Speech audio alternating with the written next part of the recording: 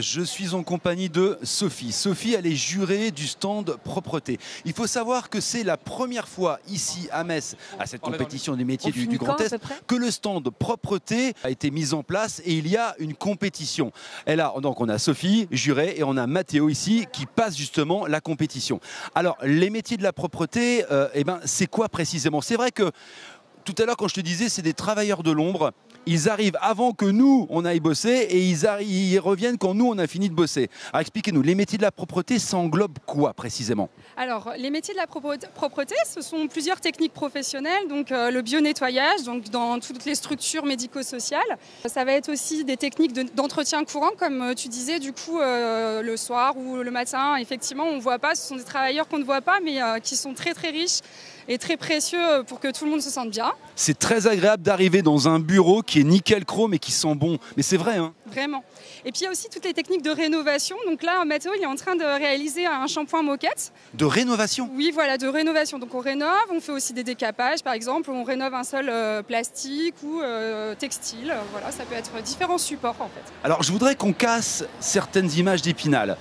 Il faut avoir de sacrées compétences quand on est, comment on dit, agent d'entretien, comment on dit déjà? Alors c'est agent de propreté et d'hygiène. Alors, quelles compétences il faut? Parce que je vois Mathéo, par exemple, il est là avec son énorme, je ne sais même pas comment ça s'appelle, c'est une grosse brosse à dents, une monobrosse, voilà. Et donc, il manipule des engins qui sont très lourds, très puissants, des produits. Quelles sont les compétences? C'est fini, là, la femme de ménage à papa des années 50. Là, il faut des compétences. Quelles sont-elles? Exactement. Donc là, on voit en fait, donc Mathéo, il prépare le CAP agent de propreté et d'hygiène. Donc ça prend 2 ans. On y voit toutes les techniques professionnelles, justement, parce que effectivement, il y a des machines très spécifiques où est-ce qu'il faut faire attention. Elles sont aussi parfois un peu dangereuses. Donc il faut vraiment les manipuler avec précaution.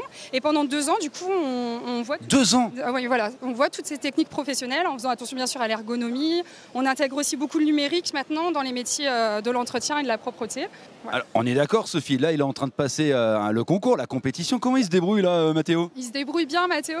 Alors là aujourd'hui il est seul, mais du coup il sera au national. C'est vraiment content en fait de valoriser les métiers de la propreté parce que voilà, ils sont souvent dévalorisés alors que vraiment on a besoin de recruter des jeunes. Il y a une telle demande sur le territoire.